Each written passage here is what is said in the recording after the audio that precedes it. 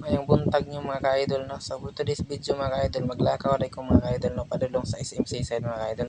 So actually mga ka-idol no, diri man jud ko nagtrabaho sa Nostar mga ka-idol no. So pagbuntag na mga ka-idol, ningon lagi akong igsuon nga iya ko nang huwaman ang motor kay naa siya lakwon.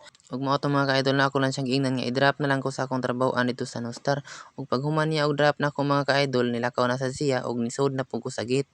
So pag sud na ko sa gate mga ka-idol, dito na pud nako nauna-hunaan nga akong ID nadapod niya og apil kay usa ra man gud na siya sa akong yawi sa akong motor mga ka-idol kay limtanon na gyud ko mao na ako lang giusa ang yawi nako ug ang ako ang ID.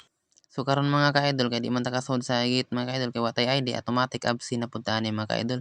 Ug karon mga ka-idol padulong ko sa SMC side kay adto na pud ko magbaroy-baroy didto para wa na pud sa akong kalaay ug adto na pud ko magpasugat sa akong manghod ingon man sa iyang lakaw.